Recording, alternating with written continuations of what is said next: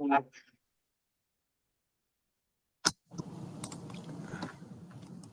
right, give me just 1 second. All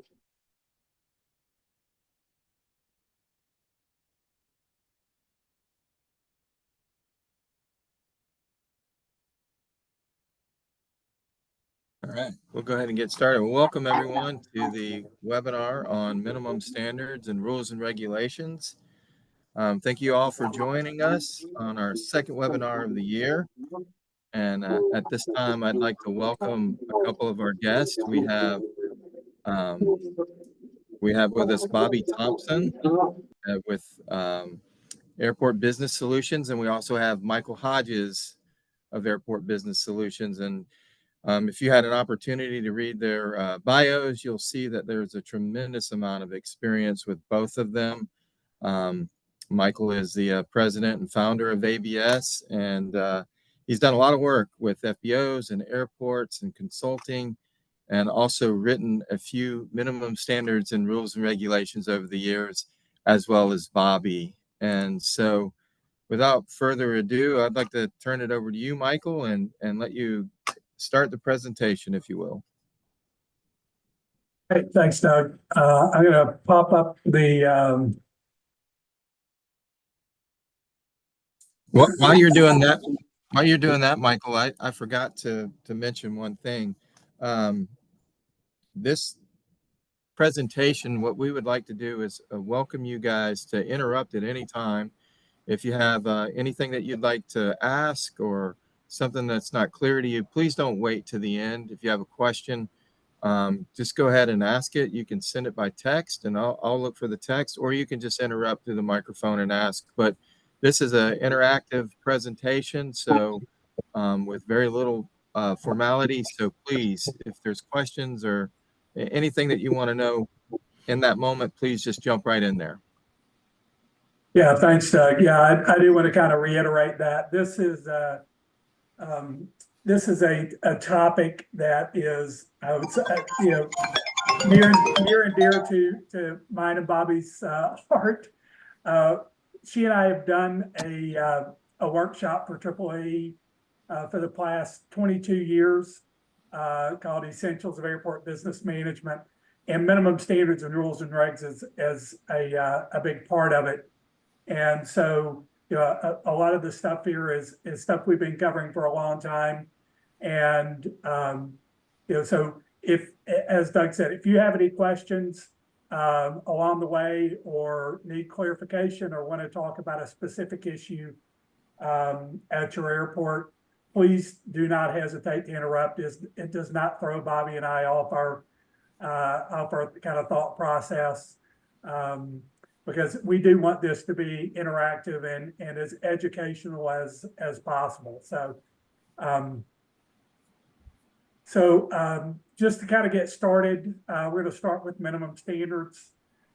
In kind of simple terms, what minimum standards are is it's a document that sets the minimum threshold requirements for commercial aeronautical service providers at an airport. It does not apply to users of the airport or private hangar tenants. This is for commercial aeronautical service providers at your airport. That is where minimum standards come into play, and it doesn't matter whether it's a commercial service airport, a general aviation airport, a busy general aviation airport, or kind of a rural, not so busy general aviation airport. Minimum standards are a solid addition to your management documents and kind of your management oversight of your airport. They apply to both FBOs, SASOs, so any commercial aeronautical service providers. Minimum standards would apply, although there generally is, and there should be different standards that apply to different businesses on your airport. We completed a 13-year run of a general aviation airport in Minden, Nevada, about this time last year. and Bobby ran that airport. And Bobby, I'm sure you can share some of the good, the bad, and the ugly of things that you experienced there, and how minimum standards played a role in kind of the effective management of that airport as it was growing. Thank you, Michael. Certainly that and some other airports that I've managed over the years. When you get to an airport or when you're moving up to management of an airport, you'll find your commercial operators are either doing a good job and welcome minimum standards, or will tend to be resistant to the implementation of minimum standards. Minimum standards are good both directions. They help the airport and they help the tenant.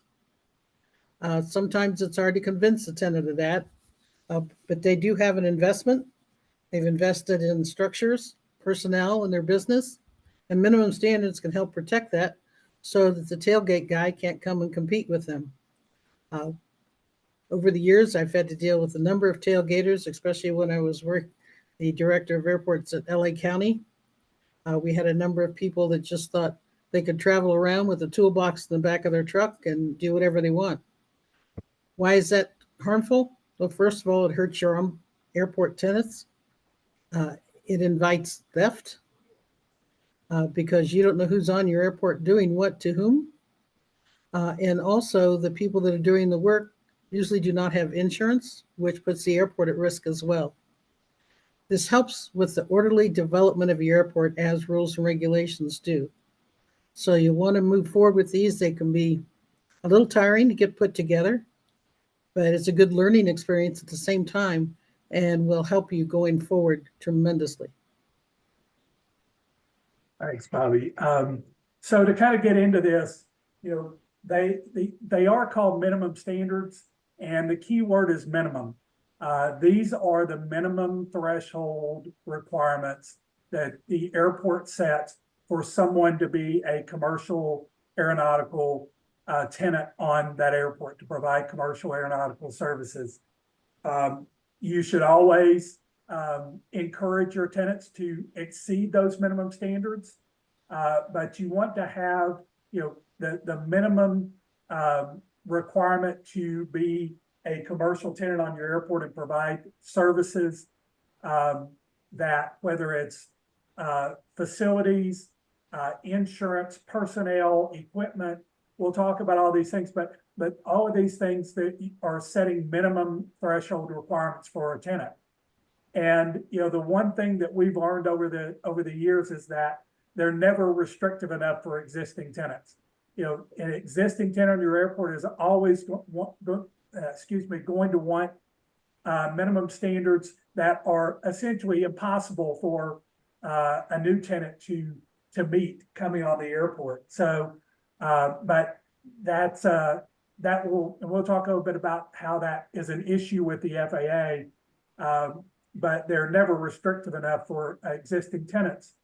But the thing to remember is that minimum standards, they govern future development. They govern future service providers at your airport. The only time that they really impact an existing tenant is if it involves safety or security issues on your airport. And even then, if you are to impose new minimum standards on an existing tenant, you have to give them adequate time to phase in to meet that new standard. So they generally don't apply to existing tenants, except, again, safety and security, but more importantly, if somebody has an existing lease, until that lease expires or there is an extension to that lease. Let's say a tenant comes to you and say, I'd like another 10 years on my lease, or I'd like to exercise an extension. Then at that point, you can require them to meet the minimum standards in place at that time. Generally, they apply to a tenant whenever that lease is signed. Whatever the minimum standards are in place when that lease is signed, that's the standards that would be applicable to the existing tenants on the airport. Also, then, Michael, if I could insert, um, unless the current lease already has minimum standards in it, and hopefully you'll have a phrase in your standards and your leases that says as written and amended. So you want to have the ability to amend going forward and have that tenant be required to amend going forward. And if you do deny based on safety, you have to present that to your airport district office, which will then go to the real regional office for airports. And then they will also involve air traffic to make a judgment decision on if it truly is an impairment to safety. Other than that, when it comes to the FAA, they'll look at your standards, but they won't say they're okay or they're not okay. They'll say, proceed, but they won't give you a blessing on how they're written unless it is a safety issue. Thanks, Bobby. Just a couple of things real quick, some reference points for you. AAA and NATA put together a minimum standards guidance document a number of years ago. If you're looking to make minimum standards, or if you don't have minimum standards now and you're looking to implement those at your airport, I would suggest that you go look for a copy of that guidance document from AAA and NATA. Most importantly, I would direct you to Advisory Circular 150/5190.8, which was amended back in December. And that is specifically for minimum standards for commercial aeronautical activities. And that will provide a good kind of step-by-step guideline for develop what the FAA is going to be looking for in your minimum standards. So minimum standards are not the same as airport rules and regulations. So minimum standards, again, I've said multiple times now, commercial aeronautical service providers, that's where minimum standards are applicable. Rules and regulations apply to everyone using the airport, whether they're a tenant, a user, somebody visiting a user on the airport. Those rules and regulations apply to everyone. Minimum standards set forth a reasonable, functional, and defensible standard. You can't just make them up as you go. You've got to be able to document why you're implementing a certain standard. They have to be reasonable from the standpoint that that a tenant can meet these standards. Several years ago, there was I'm not going to mention who did it. It wasn't within our company. Did minimum standards for an airport and said that the FBO should have a minimum leasehold area of 10 acres. The problem was there was not a 10-acre site existing on the airport. A new operator would have had to acquire 2 or 3 different properties in order and redevelop it to meet minimum standards. So they have to be reasonable and achievable. So you do have to be able to defend those standards to your tenants as well as to the FAA if they come knocking on your door saying, how did you come up with this particular standard? One of the things that is probably one of these things that's the most misunderstood in terms of minimum standards is that the FAA does not require an airport to have them. A lot of people think that that's an FAA requirement. It is not. What the FAA does say that if you have them, you have to enforce them, and then you have to implement and enforce them uniformly across all tenants that are providing the similar services. And all the FBOs need to meet those FBO standards. A SASO needs to meet the SASO standards. But you have to apply them across the board uniformly to all tenants that they would be applicable to.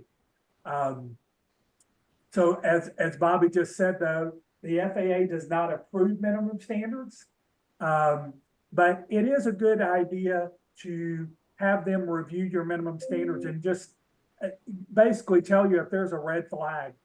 that if there's something in there that is, if there is an issue that comes up and somebody issues a complaint that, that, you know, this could be an issue for your airport in trying to defend this if somebody files a Part 13 or a Part 16 for an issue like this. So just understand that, you know, if you send minimum standards to the ADO or the regional airports office, they will review them, and they will probably send you a letter that says something to the effect of, we have no issue with these standards at this time. At this time may expire tomorrow. But so they are not going to approve them, but it is a good idea to get their input to ensure that there are no issues that that they see as a red flag. I've done, Bobby and I've worked together on several minimum standards over the years, and we always, you know, we try to work with them, with the FAA as we go along. If there are issues that we're concerned about, we'll reach out to them during the development process and just kind of run a concept by them and say, is this okay? Is this an appropriate way to address this in the document? They will weigh in, and that's probably the best way to do it, as opposed to getting them to weigh on every single topic. Certainly, as you're developing them, if there's an issue that you have any concern about, or you think is going to be a major issue at your airport, go ahead and reach out to them and be proactive on that. Finally, as Bobby said earlier, minimum standards are to the benefit of both the airport and the tenants. Once you have a good set of minimum standards in place, your tenants will reference those continuously. And if you have an FBO, for example, that is looking to sell, then one of the first questions that a buyer is going to ask is, does the airport have minimum standards? Are they reasonable? Do they set a reasonable threshold for competition coming on the airport? So it does create value to the airport as well as the tenants as well. Bobby? So people want to know, how do you develop a minimum standards? Because the advisory circular and the previous one and the previous one before that, which goes back to the 90s, does not have a guidebook for development. It doesn't tell you what must be in it. It's very general in its description. So it's important that the airport determine what they need in their minimum standards. Now, there are some guidance as to the basics. And here are some of the basics on this slide, which show that definitions are critically important, especially if there's, like Michael mentioned, a 16 or a 13 complaint. Having definitions tells people, what do you mean when you say aircraft? What do you mean when you say tow equipment? Hours of operation are very important. You want to have consistent operating times on your airport. Nothing's worse than having a customer come up and say, I've been trying to get that place for a week and they're never open. What are you going to do about it? So you do require them to have specific hours of operation. Oh, and I meant to mention earlier, if you're not familiar with the term SASO, which the FAA started using in the previous minimum standards back in 2006, a SASO is providing limited services, and they can provide multiple services. They just cannot provide fueling services. Other than that, they're basically the same as an FBO. So hours of operation are critical. How many people do you expect to be working there? Can one person handle everything, or do you want to have more? Do you want the people to be trained, or can they just get somebody off the street and say, hey, you're a fueler now? Equipment, what's the minimum equipment needed for them to service the various types of aircraft that are visiting your airport? And do they have it? Do they know how to use it? And from a facility requirement, what's adequate? You'll often find at especially the smaller rural airports that if you have an FBO, he's also serving as the lounge and the bathrooms for other smaller businesses on the airport. Is that fair to him? Is it okay with him? So what do you require of those smaller SASO operations? And what do you require of your FBO? How much ramp is good? How much do they need to be able to safely move aircraft around? How much apron? Parking, not only parking for aircraft, but parking for automobiles. Do they have enough parking? And you'll hear us say later to avoid words like adequate. So if your community has a parking requirement for businesses, you might adopt that for your airport as well. Landscaping. Landscaping is one that you don't see. Well, you see it in our minimum standards, but you don't often see it. But the appearance of your airport, the aesthetics of your airport are important. So why not include landscaping as part of your minimum standards? And then, of course, you'll want to work with your risk manager to make sure you have the proper insurance requirements for each operation that fit the operation and to protect the airport and your staff. And one thing I would add here, because probably one of the most common questions we get when we bring up this this kind of list of components is, something along the lines of, so what should the hours of operation be, or what should the minimum staffing requirements be for an FBO at our airport? That goes to the answer that I always give, which is it depends. Each airport is different, operationally, infrastructure, activity wise. So it really does vary from airport to airport. So your airport, hours of operations for an airport, for an FBO at your airport, maybe, from 8 a.m. to 6 p.m. or 7 a.m. to 5 p.m. or it may be 24 hours, 7 days a week.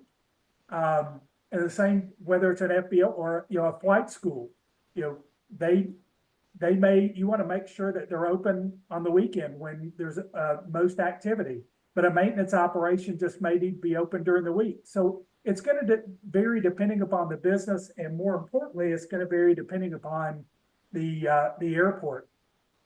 So that's something that there's really no kind of tried and true requirement out there that fits. There's no one size fits all. It's going to depend upon your airport and what really kind of fits the predominance of activity at your airport. And what do the tenants expect? What do the users want and expect? To a step of reality, though. Everybody wants you to be there all the time without any recognition of the cost of being open 24/7. So it really will depend on what is reasonable and defensible for your airport. And there's a lot of different things that you can take into consideration when making those determinations. And reach out to your FBOs and your SASOs for input on this. And if you have a pilot group on the airport, reach out to them. You may not take their advice, but you certainly should listen to it. And one thing that we like to say that especially fits when you're talking minimum standards or rules and regulations is when you've seen one airport, you've seen one airport. A mistake that we see all too often is that an airport will borrow minimum standards from an airport buddy that they know and just change the name to protect the innocent. And the minimum standards just do not fit their airport.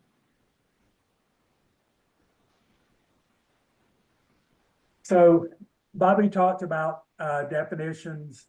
I would say that this is probably where you need to spend the most time is developing your definitions, because they'll be used throughout the document and they should be used in all of your policy documents, your rules and regs. If you have a leasing policy or any other type of you should use the same definitions consistently to avoid any kind of conflict.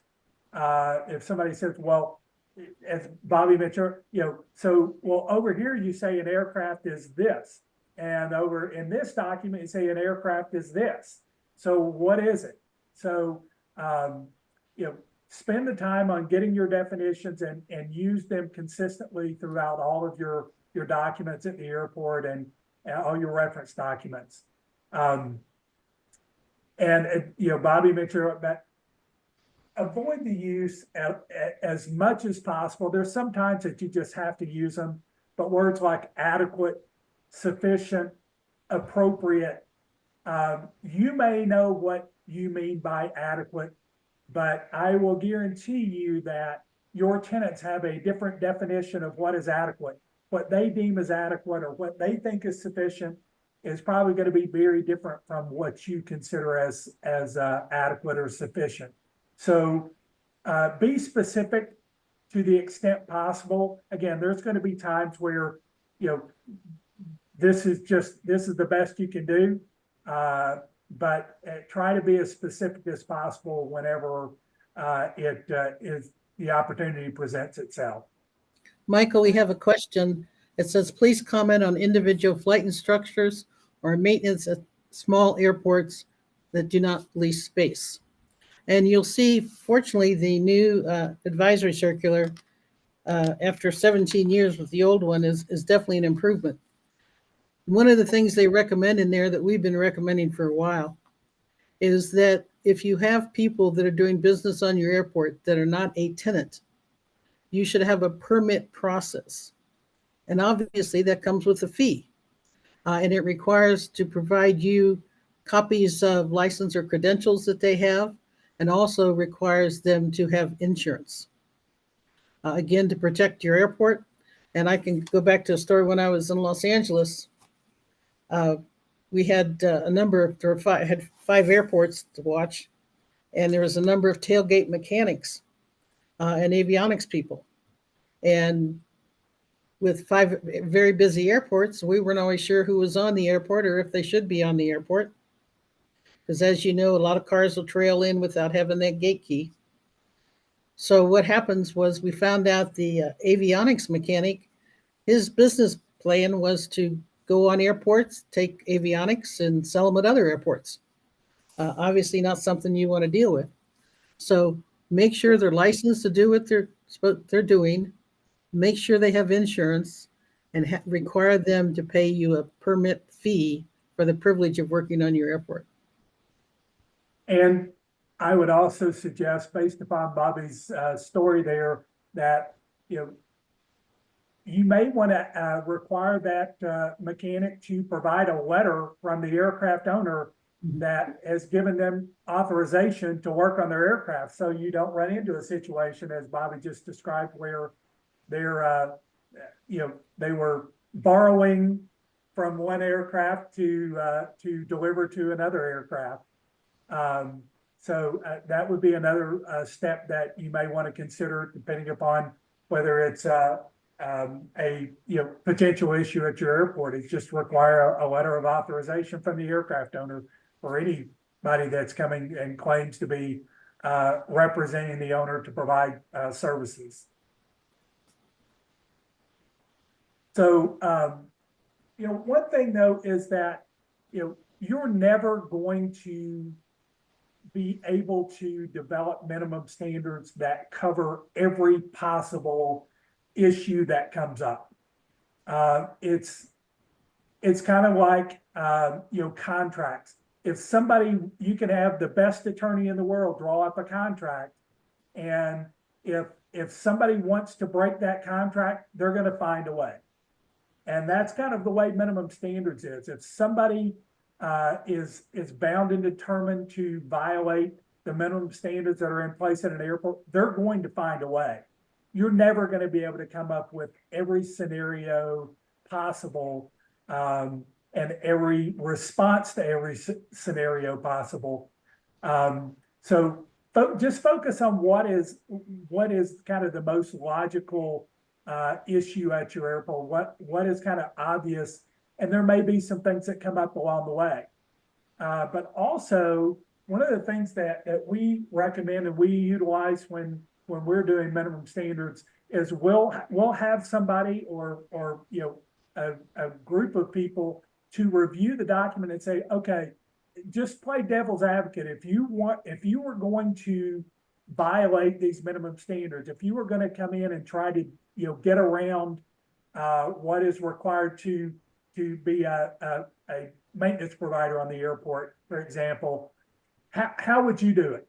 Just kind of put on your sneaky hat and say, okay, here's what I would do if I was gonna, start a business on this airport and I didn't want to bother with minimum standards. So that will help you kind of identify some issues, and maybe you can close some of those loopholes along the way. But again, you're never going to find a way to close every door for somebody if they're bound and determined to violate the minimum standards on your airport. It's the same with rules and regs as well.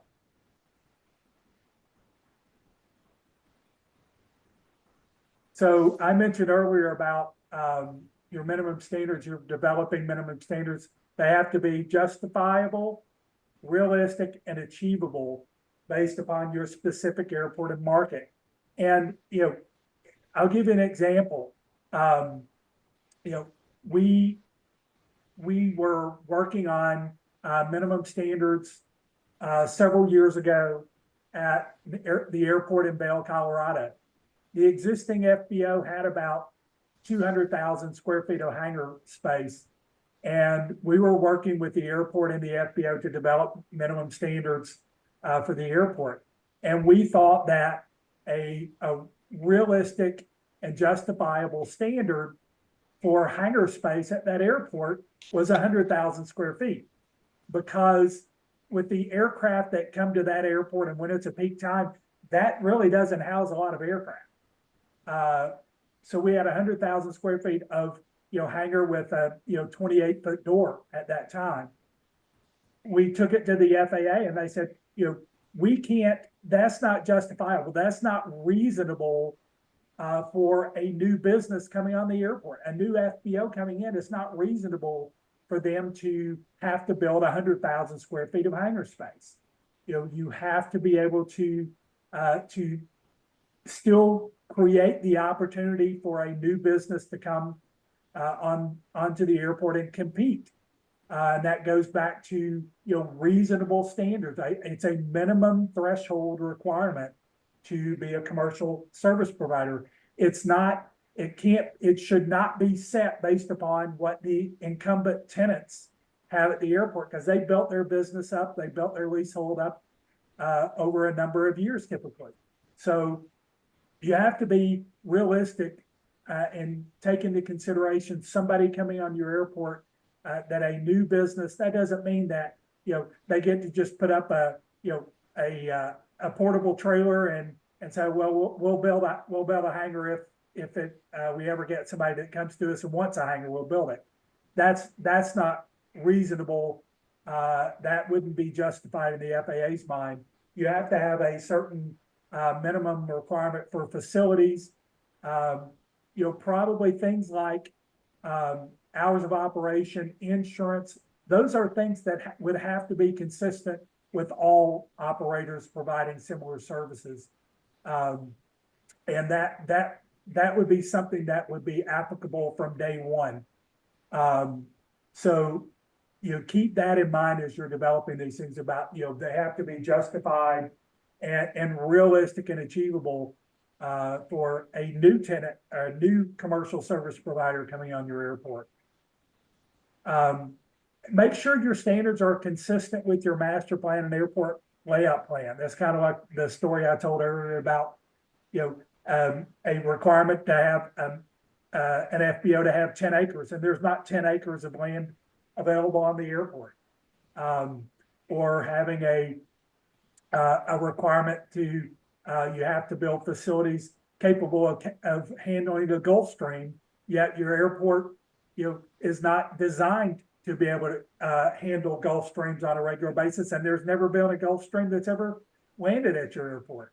So, keep those things in mind, and the design criteria of the airport will guide a lot of these facility related requirements within your minimum standards.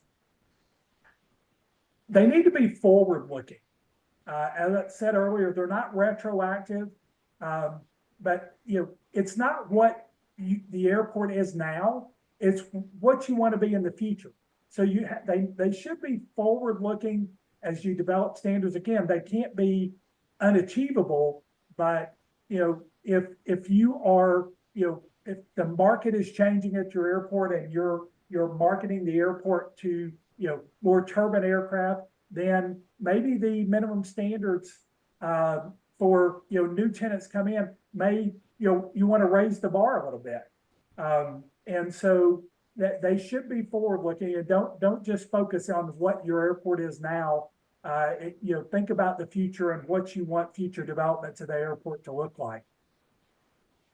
One of the comments we get fairly often is that, well, those standards are, that's too high. It's going to cost us, X to meet those standards. Cost is not a reason that a standard is too high, especially with insurance. You hear that a lot when it comes to insurance. Well, gosh, we can't get that insurance. No, you can get that insurance. You just don't like what it's going to cost you. But that, you should set the standard based upon what is reasonable and achievable and protects the airport in that particular situation. The high cost to meet a minimum standard does not mean that it's unreasonable. It just may not be appropriate for that particular tenant. Maybe that's just not a tenant that is going to help grow your airport going forward. Can you phase them in? Yes, you can, but you can't do it forever. You can have what the FAA refers to as a pioneering period, especially if you have a tenant that's coming in that is providing a service that's not currently provided on the airport. You have a harder time justifying a pioneering period to a service provider that's going to be competing with somebody that's already on the airport. You're not going to be able to get by in most cases of phasing in requirements there. But especially if it's something that's not provided on the airport now, it's reasonable and justified to the FAA to provide a period for them to phase in to the minimum standards over a set period of time. But again, it needs to be a defined threshold period, 2 or 3 years that they have to meet, and at that point they have to meet the full minimum standards. If they don't, then you put them in default. Michael, we have another question. Okay? A little bit off of minimum standards, but it's a good question. Can you address how to sell a tenant on reversion clauses in agreements, and adding a reversion clause a best practice option for each airport or a must? Well, if you look at 5190.6B, and then also many other documents the FAA has, generally the FAA prefers leases are only 25 years. A lot of smaller airports will go out 50.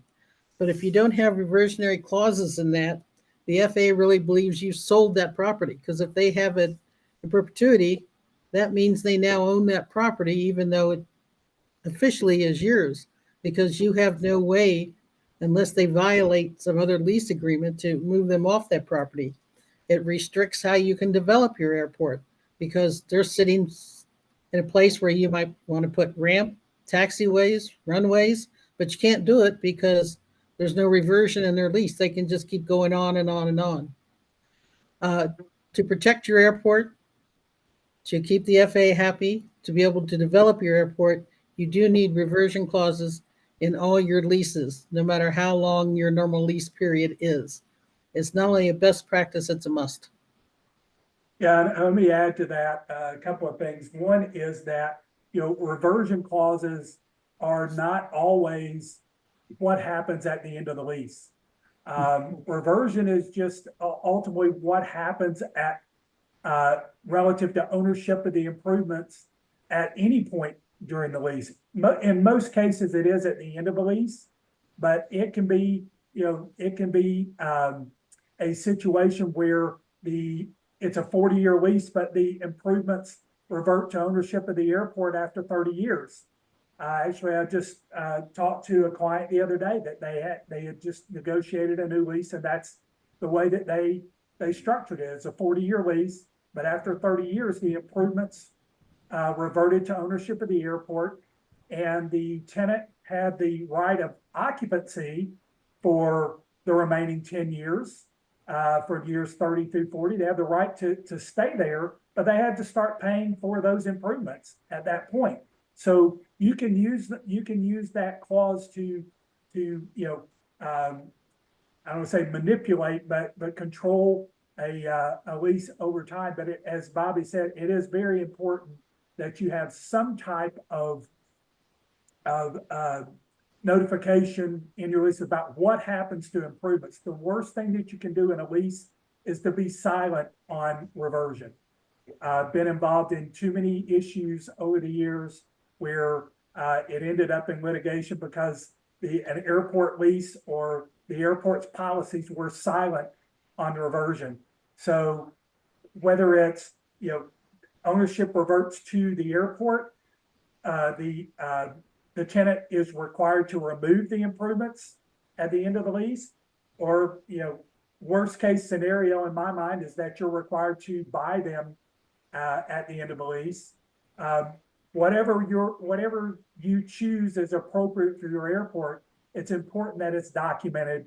And so there is no gray area that you can say, well, gosh, it's not addressed in my lease. So that means I own these improvements in perpetuity. So you've got to give me a ground lease. As long as my improvements are there, you have to give me a new ground lease. And that happens. And so that's, be happy to, if you want to follow up with Bobby or I on this, we can, guide you a little bit more on reversion, because we've dealt with it a number of times over the years. And a new question came in. It says, can you please speak to aircraft based at an FBO that are out of annual and never fly, specifically the current minimum standards documents that do not state the aircraft based there must be in annual? Typically, that requirement you would see in rules and regulations, because you want it to apply to everybody, not just your commercial aeronautical service providers. You want it to apply to every tenant that's in your hangars or on your tie downs. And that should be a requirement, like I say, in the rules that say, if say it's a kit they're building up, then you want to see visible signs of progress, and you want to see an airworthiness certificate, say after a year or whatever you believe is correct. If it's stored at an FBO, you want to make sure that the requirement for the FBO is that it has to be secured so it's not unsightly, so there's privacy fence or something around it, but that unless it's being scrapped out to be used for other things, it has to be progressively getting back to where it has an annual and is airworthy once again.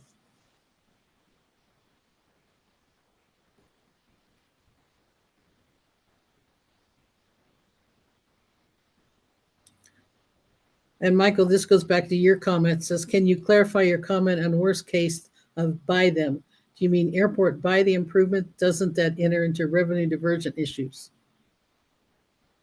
Well, no, because you're buying. It's just like buying out a lease. You're buying improvements, and you're going to own them. It's like buying property. You're going to own those improvements if you're buying them out. Typically, if it's set out in a lease from the beginning, then you're not going to have an issue with the FAA on that. Now, they prefer not to have that situation. You're not going to get AIP money to buy those improvements in that particular situation. At least to my knowledge, you're not. If you are, it's going to be a big challenge. You're going to move down the priority list to get those funds. But one of the issues with doing that, that buying the improvements at the end of a lease is, typically they're not worth very much at the end of a lease unless it's a major improvement generally, and this usually comes up with just small private hangars. Small box hangars is the most common thing that I run across, and so they really have kind of limited value to the airport at that point in time. But of course, every tenant thinks that their 60 by 60 hangar is worth $1 million, even without a ground lease. So, you know, it's not revenue diversion, it's just a poor business practice to not have that control over what happens at the airport. Why should you have to spend money to get improvements that, you know, should be yours because they've been occupying property on your airport for a fixed period of time? If the ground lease ends, then the ownership of those improvements should end. So, so who should be involved in the development process of minimum standards? You know, it's important when you're developing minimum standards to get a diversity of people involved in the process, people from different departments within the city, county, or airport, to get different perspectives on different issues. Get a couple of tenants involved.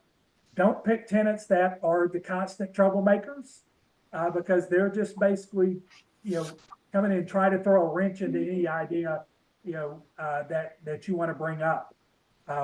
But, you know, get tenants involved that are reasonable tenants, and certainly ones that are going to be impacted potentially going forward. Get them involved. I always say, you know, it's important to get them involved because that helps with getting them to buy into the final product. And it helps with the enforcement. If you've got a tenant that is basically helping to justify the standards to, you know, his peers and other tenants on the airport, as opposed to them feeling like that it's just being thrown in their face without any input from the people that are impacted the most. Consultants, you know, and this isn't a hey, you know, come hire us thing. It's, you know, the thing that consultants do is they bring experiences from other airports and other situations. I mean, that's the one thing that I always tell people, you know, it's not that we're smarter than anybody else out there. We've just seen a lot over the years. You know, I've been in it 35 years. Bobby's been in the industry for over 50 years. We've seen a lot of different things, a lot of different situations. So sometimes consultants bring that experience and that expertise of things that they've seen and things that have happened at other airports that can tell you, okay, this worked here or this didn't work here. And sometimes they both have value to an airport as you're developing the standards. So they're not legal documents, they're guidance documents. So a lot of airports will have attorneys develop these standards for them. In my experience, Bobby may feel differently, but in my experience, attorneys create problems when it comes to minimum standards as opposed to resolving problems, because they look at things from a legal perspective as opposed to kind of an operational perspective. Again, minimum standards it's not a legal document. And so, you know, it's better to have people that understand airport operations and understand how your airport works to develop those standards. Now, you know, that doesn't mean you want to, you know, block out any attorney involvement in the document at all. Have them review them at the end and make sure that there's not anything that conflicts with local ordinances or that is illegal in there. But I would strongly advise you, and I've got some attorney friends that would think otherwise, but I would strongly advise you to not have attorneys develop these documents, just have them review and comment on them. So just quickly, commercial air carrier services, self-service and flying club issues. Certainly commercial air carrier services do not generally, they're not generally addressed in minimum standards.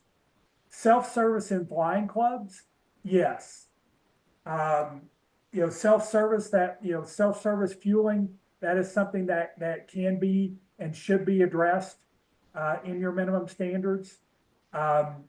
Flying club, Bobby can give you some horror stories on that, but flying clubs need to be addressed from the standpoint of ensuring that they are not a commercial aeronautical business disguised as a flying club. Yeah, and certainly, and don't get confused on the commercial air service. That specifically is related to a Part 121 operation at a Part 139 airport. Part 135 charter, which their certificates do say air carrier, but charter operations are covered as a SASO operation. And certainly what Michael was saying about flying clubs, they will cause a great deal of issues, usually with your flight school on the airport. But within the standard, it clearly identifies that a flying club, each person has to be a vested owner in the aircraft. They can't do commercial operations. They can't use a club airplane to do a flight charter. They can, of course, fly for business as long as it's not an aeronautical business. But for any type of aeronautical commercial operation, they cannot use a flying club aircraft. If a person is a member and doing flight instruction to get credit for his own flight time, that's okay. He cannot be paid directly for his flight time. He can only barter that into his own personal flight time. The same for maintenance operations. If one of the members is an A&P, he can do maintenance on it to get a credit for future flight time for himself. So that gets a little confusing. As Michael said, we're available anytime after to dive deeper into any of these issues, but the AC is relatively clear on that particular item. I'll roll right into the tailgate operators. You know, the guy that spent all those money on those beautiful Snap-on tools and turned the back of his truck. And I also am involved with a number of air shows, and with the very special aircraft we sometimes have at air shows, be it especially made for aerobatics or a warbird that does require some special skills. Totally understandable that that aircraft owner wants to be able to have the guy that best knows his P-51 Mustang better than the guy that normally works on a Cessna Skyhawk. Understandable. But here again, you want to make sure when they come on your airport, we've got the letter that Michael referenced saying that they've been invited by the owner and signed by the owner, and they show you that they are insured, so to protect you. For example, if they would do something that would start a fire in a row of hangars, you're going to be left holding the proverbial bag if you don't have them copy of the insurance on that.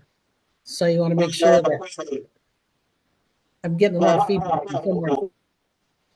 And of course, FBOs and SASOs definitely have different type of insurance requirements, different employee requirements, training requirements, facility requirements. It's interesting that the new circular does cover through the fence operations. And I'm glad that they did, because the FAA finally figured out that there were a lot more through the fence operations across the country that they originally believed. But again, here, if you have a through the fence operator, in order to give him the privilege, and it is a privilege, not a right, to operate on your airport, he has to be required to abide by the same standards as the on-airport similar business. Now he's going to say, well, you can't do that to me. I'm off the airport. And you say, well, fine, then I don't have to give you access. So that is your trump card to play to make sure that everyone is treated fairly and not unjustly discriminatory.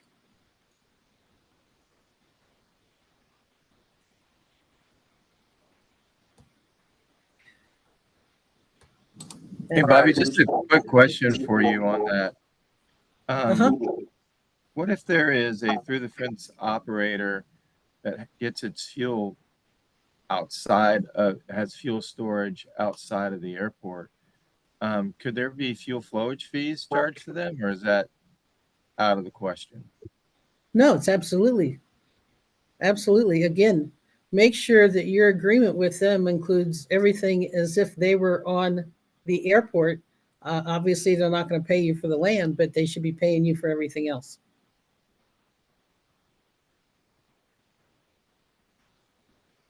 Yeah, on that, I mean, the FAA will, the expectation with any through the fence agreement is that they will pay fees commensurate with an on-airport tenant when it comes to fuel fluid fees, percentage rents, or anything of that nature. So that would be something that would be a reasonable expectation of a through the fence operator. Well, I just realized the numbers ain't matching on the columns from yesterday.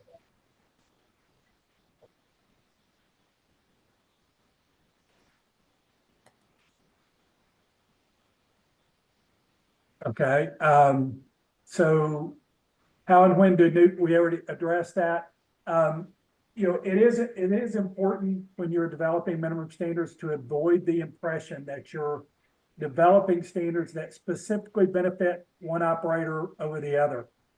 The most common situation is an impression that's created that you're setting that threshold so high that you're basically trying to protect the incumbent to prevent, you know, them from having competition.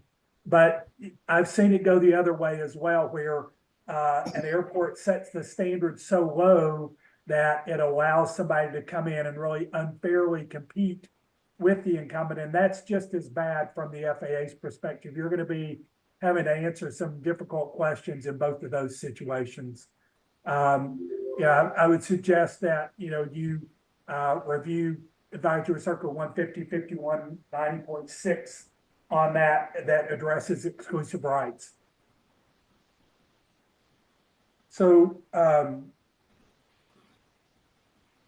so we were going to go into rules and regs today, and I apologize, but we've had so many great questions and addressing some of the important minimum standards issues that we've kind of run out of time here. So, but anybody wants to reach out to us with questions on rules and regulations, we'll be happy to help with that. But you know, kind of to wrap it up, we kind of offer a couple of minutes here if anybody wants to ask any additional questions on, you know, clarification on things that we said or a topic specific to their airport. One thing I would like to offer out there, Michael, is just remember with your rules and regulations, and if you don't have any other documents for your airport, have rules and regulations, because they govern the actions and activities of everyone that comes through your fence. So like I say, if you don't have any other document, please have rules and regulations.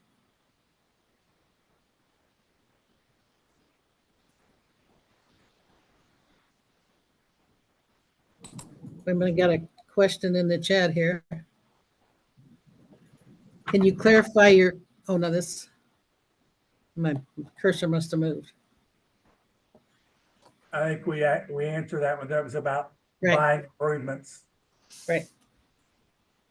Yeah, just one last quick question. Although minimum standards and rules and regulations are not required, and often general aviation airports struggle to put these types of documents together at times. Can you speak to the challenges that an airport might face if they're faced with a Part 13 or a Part 16 and they don't have rules and regulations and minimum standards? Can you speak to the challenges that they may encounter if they ever find themselves in that position? Bobby, you want to? You've kind of lived it. You've lived it at times. Yeah, what's going to happen there is that because, especially with minimum standards, that's generally what would help most with a 13 and then a 16 complaint. The fact that you haven't established any thresholds and someone can come and take full advantage. So say you've got your small airport, as you described, and you've got an FBO that's maybe $2 million investment on a small airport and been there for a while. And all of a sudden, Joe comes up and he's got a house trailer and he parks it and he goes in the fuel business and he starts undercutting the price of your established FBO. Well, your FBO is not going to like that very much. And he's going to claim that you did nothing to protect his investment. The new guy's going to claim there was nothing that said he couldn't do that. And you're going to spend a lot of time dealing with a lot of legal issues that are not very much fun. Developing these documents is not the best time you ever had, but they certainly, to me, are very important. I found out I did over 20 years in airport management, and I found that having policy documents, well, it took time to put them together and certainly effort, that it protected the airport, it helped with the orderly development of the airport, and it kept me out of court. Great. Well, thank you. And I know we ran over just a few minutes, but I'd like to thank Michael and Bobby for your time on the sharing your expertise in the minimum standards. And hopefully to all the folks that joined us, that you found this beneficial. And if you could please feel free to comment on that. I'm sure there'll be a survey that goes out soon. But we'd like to get your feedback on and see if this topic was beneficial to you, and if you would like more on this, we can. Since we did not get to the rules and regulations piece of it, if that's something that y'all would like for us to put on again soon. So, again, we thank you guys, and please. Keep an eye out on your emails for the next webinar that will be coming out, and we look forward to hearing your feedback. So thank you all. Have a great Thank you, day. everybody. Thank you. Doug, one last thing. If anyone has any good suggestions or would like to hear anything specific on our webinars, please send that information in to us, and we'll be happy to pull something together. If there's any topics that anyone would really like to hear.